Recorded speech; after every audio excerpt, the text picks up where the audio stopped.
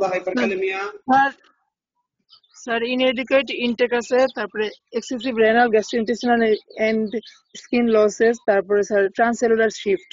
এর মধ্যে inadequate intake এর মধ্যে sir inability to obtain or ingest food, তারপরে স্যার ডায়েট ডেফিসিয়েন্ট ইন মানে পটাশিয়াম ডেফিসিয়েন্ট থাকবে, তারপর এক্সেসিভ রেনাল গ্যাস্ট্রোইন্টেস্টিনাল লসেস এর মধ্যে sir diabetics therapy, increased aldosterone level, তারপর স্যার সোয়েটিং, ভমিটিং, ডায়রিয়া, আর ট্রান্সসেলুলার শিফটের মধ্যে sir administration of insulin.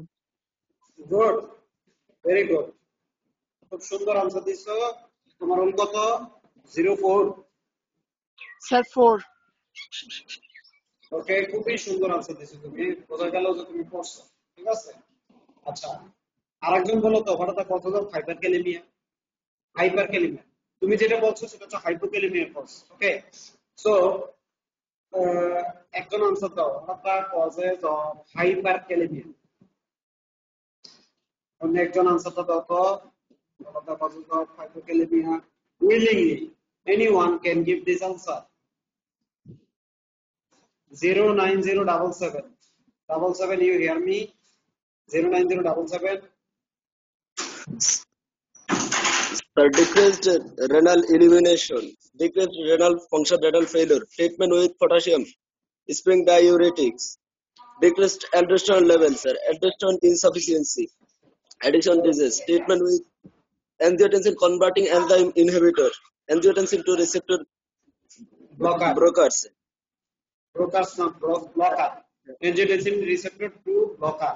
Okay. sir. Good. Excessively repeated administration, sir. Good, good. খুবই সুন্দর answer দিছ। এটা মুখস্থ দিয়ে না, দেখে দেখে আনসার বললাম। স্যার মুখস্থ স্যার। Good, very good. এভাবে তোমরা এগুলো সবগুলো মুখস্থ করে নিবা। এই তো ভালো লাগলো, সুন্দর লাগলো। ঠিক আছে, সো তাহলে নেক্সট যেটা বলবো যে হঠাৎ ECG changes in hyperkalaemia.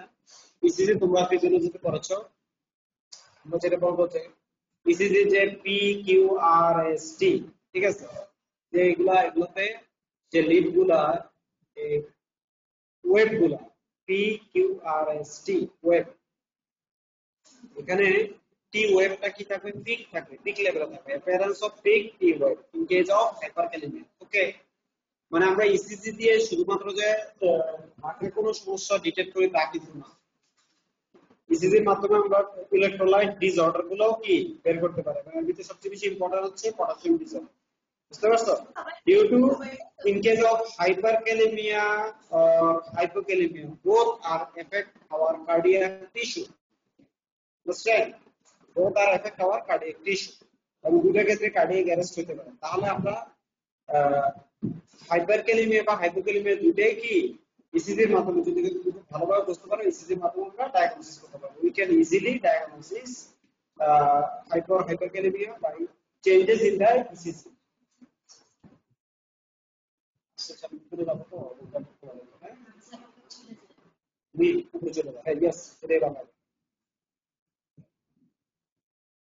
So prolongation of the PR interval is the appearance of the P wave.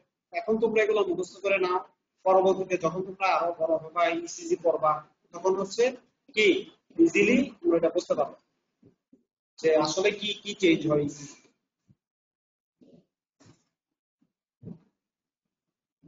তারপর হচ্ছে সাধারণত এরকম হাইপারক্যালেমিয়া যদি হয় আমরা কিভাবে রোগীদেরকে চিকিৎসা দেব। ঠিক আছে, প্রথমত যেটা করতে পারি decreasing intake or absorption of the potassium. যে কোনো ভাবেই হোক পটাশিয়ামের ইনটেকটাকে আমাদের কমাতে হবে অথবা অ্যাবজর্পশনটাকে কমাতে হবে। Using calcium to antagonize the potassium. আমরা যদি ক্যালসিয়াম দেই সেটা কি করে জানো? This is act as a chelating agent. These act as a chelating agent to prevent absorption of potassium. Chelating agent মানে হচ্ছে অন্যটাকে সরিয়ে দেওয়া, অন্য কোনো কিছুকে সরিয়ে দেওয়া, এরকম কোনো agent. Using insulin and glucose, মনে আছে আমরা কি পড়ছিলাম?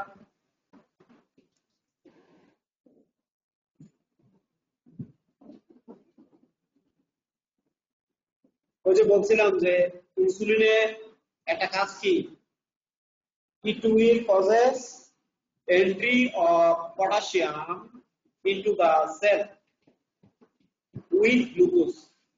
It will help or stimulate entry of glucose with potassium into the cell. তাহলে যদি কোনো একটা রোগীর হাইপারক্যালেমিয়া থাকে, আমরা যদি রোগীটাকে ইনসুলিন দেই, ইনসুলিন দিলে কি হবে? পেশেন্টের পটাশিয়াম লেভেলটা আস্তে কমে আসবে। তবে ইনসুলিনের পাশাপাশি অবশ্যই আমাদেরকে গ্লুকোজও দিতে হবে। তা না হলে কি হবে?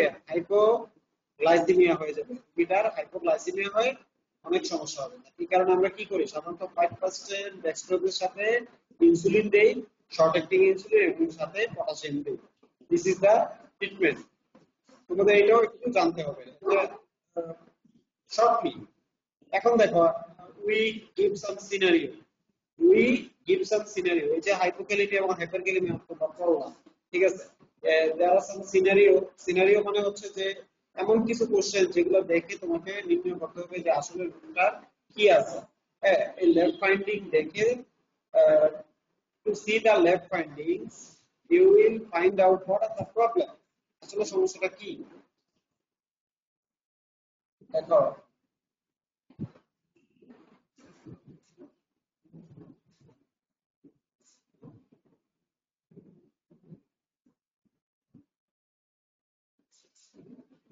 আচ্ছা, এটা হচ্ছে সোডিয়াম। দেখো, এরকম ভাবে অনেক সময় কোশ্চেন আসে যখন তোমরা বড় বড় জায়গায় পরীক্ষা দিবা, যেমন হচ্ছে এমডি, এমএস, এফসিবিএস যখন পরীক্ষা দিবা, তখন এই ধরনের ইয়ে পাবে। এটা বেসিকটা তোমাদের এখনই তৈরি করতে হবে। এই যে দেখো, a 40-year-old man with advanced immunodeficiency syndrome, acquired immunodeficiency syndrome, মানে AIDS, presented with chest infection. Investigation, আমাদের কাজটা হচ্ছে আমরা ইনভেস্টিগেশনে কি পাবো? Serum sodium level 118 millimole per litre. Test of adrenal functions are normal. What type of disorder happened to this man? What is the likely cause of this electrolyte disturbance?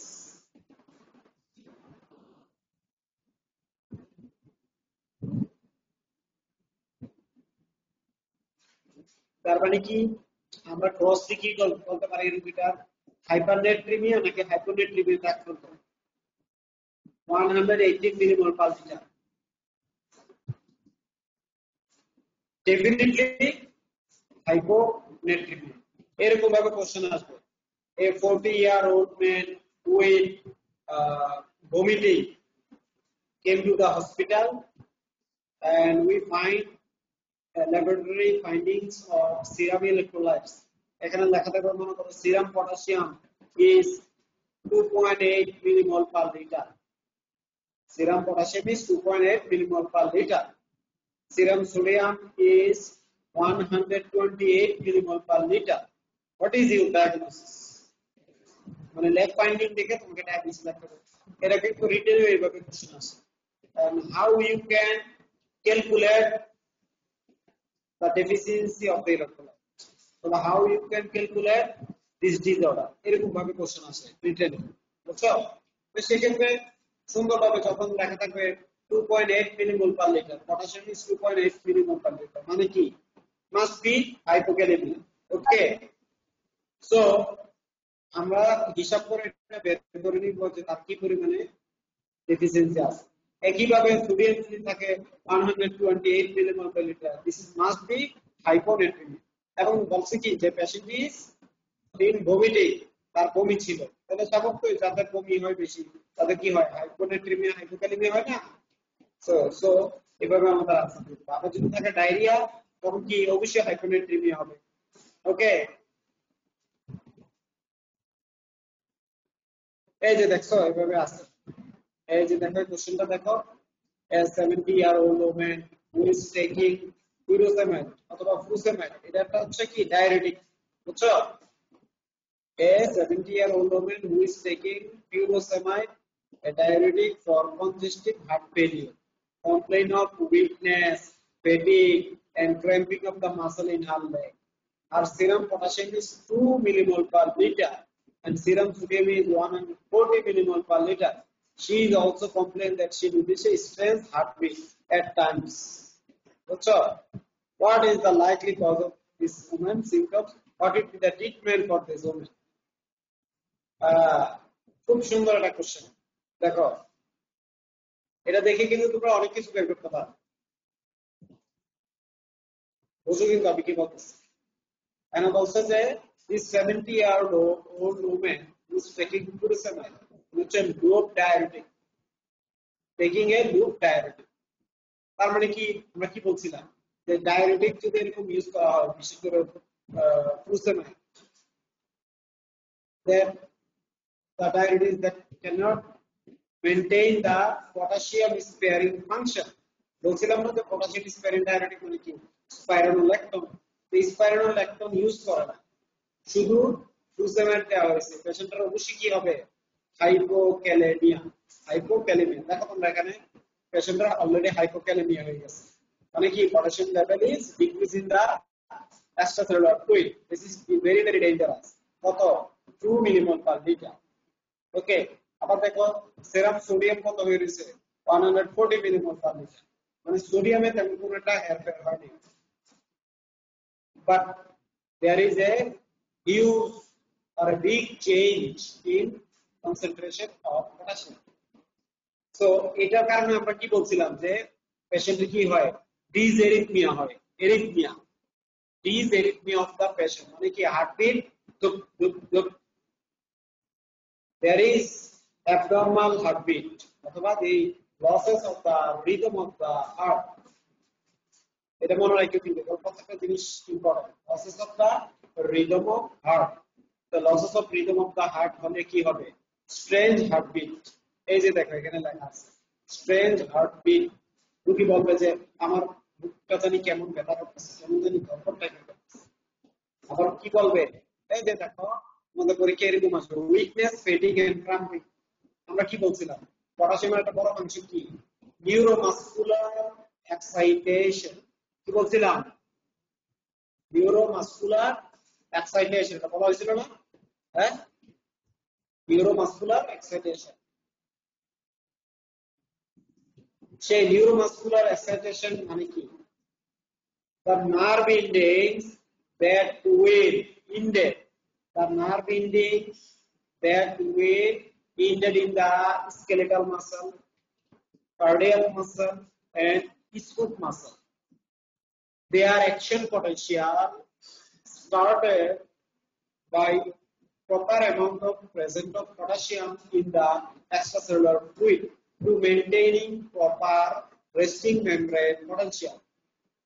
Proper resting membrane পটেনশিয়ালটা maintain করার জন্য অবশ্যই আমাদের potassium দরকার। যেহেতু আমার রোগীর potassium level কমে গেছে in the extracellular fluid, decrease potassium level in the extracellular fluid, so ultimately কি হবে পটাশিয়াম লেভেল যদি কমে যায় উইকনেস, মাসল ফেটিগ হয়ে যাবে, দুর্বলতা থাকবে এবং ক্র্যাম্পিং লাইক পেইন, মুচড়ানো ব্যথা হবে মাংসপেশিতে in the muscle, cramping pain in the muscle. So এটা আপনার কনফার্ম হয়েছে মোটামুটি this is occurs due to deficiency of potassium. Understand? তাহলে তো আমরা সহজে বলতে পারি যে এটা কি hypokalemia with normal level of sodium অথবা hypokalemia with eudectemia, মানে সোডিয়াম লেভেলটা নরমাল। তখন আমরা পেশেন্টের বডি ওয়েটটাকে দেখে পটাশিয়াম আমরা দিব। with the supervision of a consultant, medicine consultant, যে মেডিসিন কনসালটেন্ট সুপারভিশনে রেখে আমরা রোগীটাকে দিব পটাশিয়াম। সো এটা হচ্ছে মেইনলি একটা সবচেয়ে গুরুত্বপূর্ণ বিষয়। এই যে ইলেকট্রোলাইট ডিসঅর্ডারগুলো यस স্যার এই কেসটা পড়ো যে কেস 3, এই কেস 3টা দেখো সবাই। এই কেস 3 এখানে কি উল্লেখ করা আছে সবাই পড়ো আগে মনে পড়ো এটা কি দেখলা বলো। এখানে বলা হয়েছে 76-year-old woman brought to the hospital because she was lethargic and refused to drink fluid. পেশেন্টটা হচ্ছে lethargic মানে দুর্বল and refused to drink fluid, সে কোনো কিছুই খেতে পাচ্ছে না, ঠিক আছে, and refused to drink fluid. Serum sodium level is 170 millimole per liter. serum sodium level is 170 millimole per liter. Potassium level কত 4.3 millimole per liter. What kind of electrolyte disturbance happened to this zone? What is the cause of this kind of disorder? What is the most severe outcome of this disorder? Sir, hypernatremia. Oh, 170 millimole. Hypernatremia. Potassium এর কোনো change আছে? No, sir. Potassium normal. Potassium normal আছে। Potassium normal. এই 76 year old women কি কারণে তার এই ধরনের সমস্যা হতে পারে?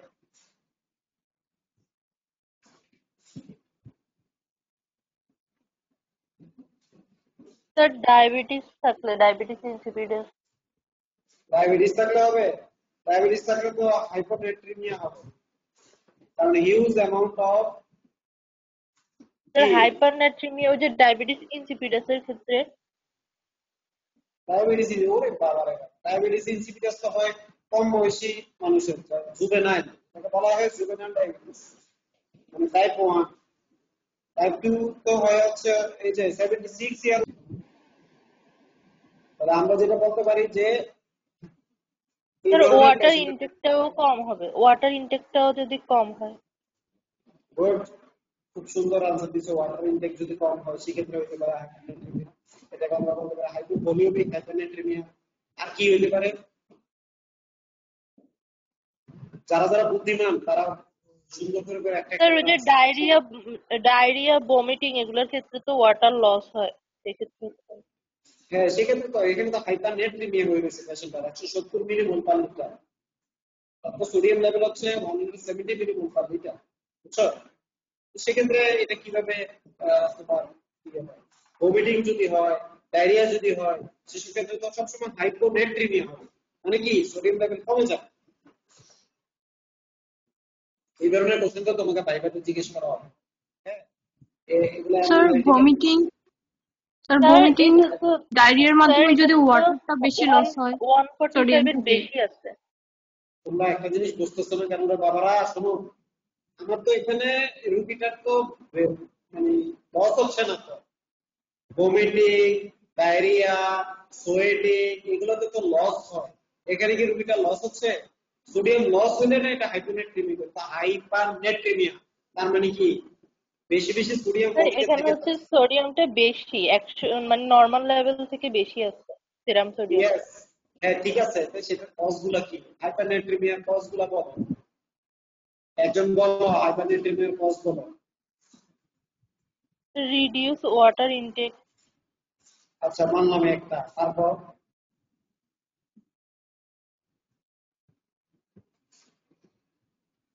আরেকটা বলো।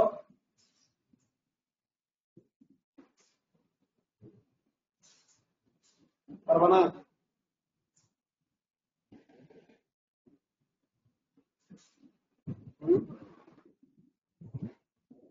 সিকিডি, পেশেন্টে যদি ক্রনিক কিডনি ডিজিজ থাকে সেক্ষেত্রে তো হইতে পারে।